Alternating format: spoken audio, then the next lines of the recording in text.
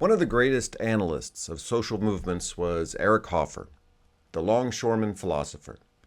He once wrote, "Every great cause begins as a movement, becomes a business, and degenerates into a racket." I believe that fits the BLM phenomenon to a T. The movement began as a hashtag in 2013 after George Zimmerman was acquitted of the second-degree murder of Trayvon Martin. From there, it gained steam the next year with the deaths of Eric Garner in New York City and Michael Brown in Ferguson, Missouri. Those were two of the highest profile cases, but there were others that contributed to the movement. Dauntre Hamilton, John Crawford, Ezell Ford, Laquan McDonald, Akai Gurley, Tamir Rice, Antonio Martin, Jerame Reed, and there would be others. Many Americans were concerned about a perceived pattern of wanton disregard for the lives of young black men. Added to this were the jury verdicts that acquitted people who many believed were indeed guilty. By 2020, after the murder of George Floyd, BLM reached its apex with 67% support throughout the country. The slogan Black Lives Matter is, simply as a slogan, very effective. It's short, has a good rhythm, and carries a powerful moral message, one that resonates with the founding principles of the country, but also its history of not respecting all lives. Even the abbreviation of BLM rolls off the tongue smoothly. It's no wonder that it stuck. Black Lives Matter became, however, much more than a hashtag. It became a movement. One could point to numerous leaders of the movement, with varying bona fides, but there was no BLM boss, president, or CEO. Yet it worked. For a decentralized organization, its scope and influence were monumental.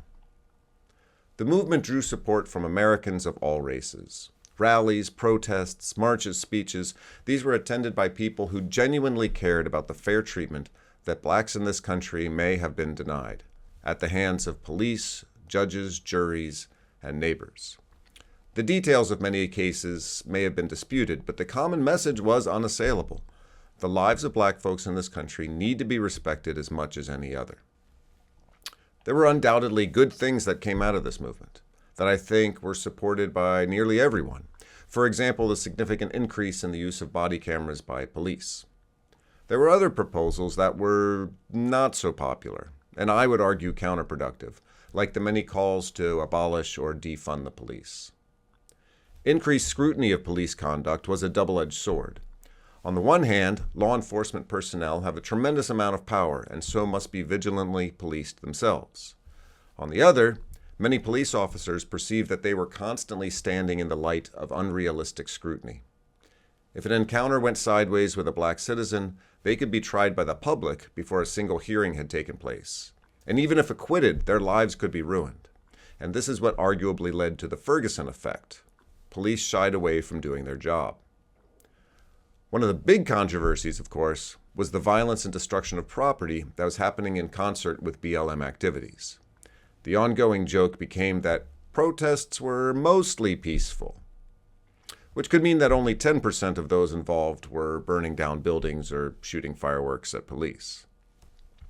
My own take on this is that the vast majority of folks protesting with the BLM message were doing so peacefully. Unfortunately, there were others that joined the mix. Some of these were Antifa members, some were just troublemakers, and there were certainly BLM supporters who were engaged in acts of violence and destruction.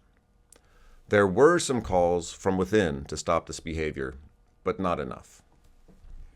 Apart from those marching in the streets, the number of BLM supporters across the country and then around the world was staggering. Bumper stickers, profile pics, books that became bestsellers all attested to the popularity of this movement. The narrative of police killing black folks with impunity was powerful.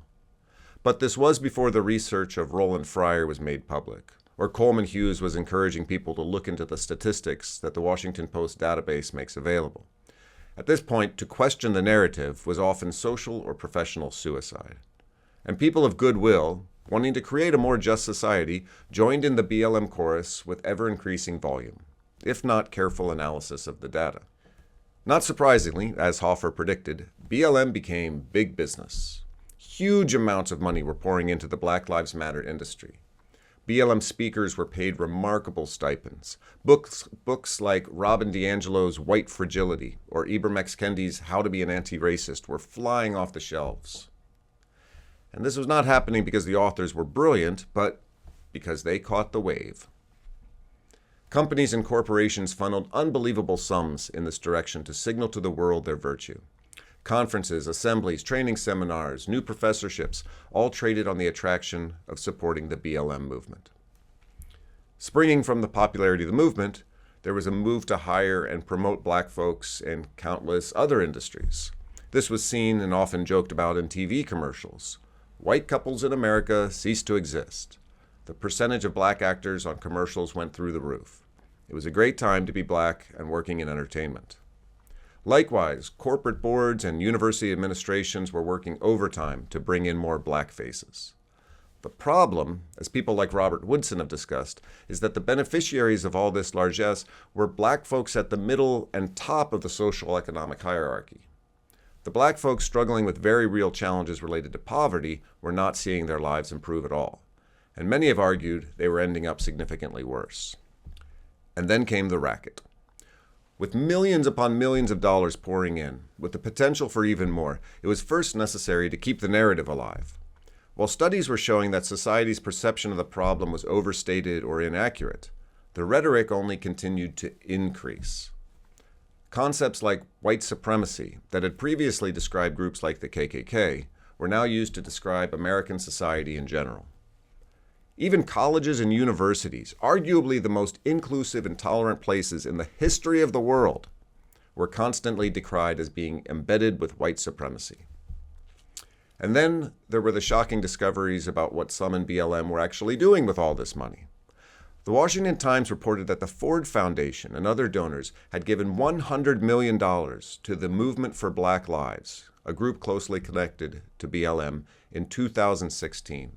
And another donation of $33 million was reportedly issued by the Open Society Foundations. The Black Lives Matter Global Network Foundation reported that they had received $90 million in contributions in 2021. According to The Economist, between May 2020 and December 2020, donations to Black Lives Matter related causes amounted to $10.6 billion.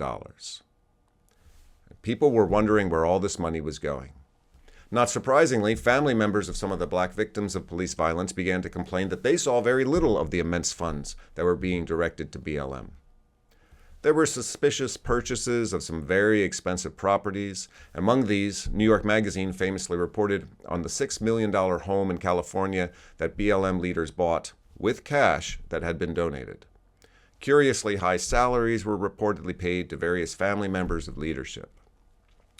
And this was not just internet conjecture. Attorneys general in California and Washington states, very blue states, ordered BLM to cease fundraising activities until the group submitted delinquent financial disclosures.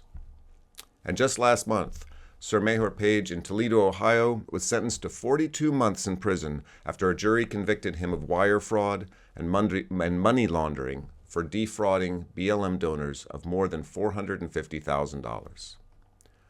Not surprisingly, there began increasing disenchantment with any group or individual associated with BLM, and this is largely where we are today. Many people have turned their social justice efforts in other directions, like the trans movement. Many other people, like me, who wanted to see justice and fairness in law enforcement, but were skeptical from the beginning about certain claims and policy proposals of BLM, looked at the serious allegations of fraud and said, "Good riddance." And then there are still others, whose enthusiasm for the movement has waned, but who want to stay on board with the concerns about race. Concerns that were raised from 2013 through 2021. But they aren't sure what to do. And so aging BLM signs and bumper stickers remain, awkwardly fading, since no one wants to remove them. When we conflated the principle that the lives of black people matter with a quasi-organization known as Black Lives Matter, we created a lot of confusion.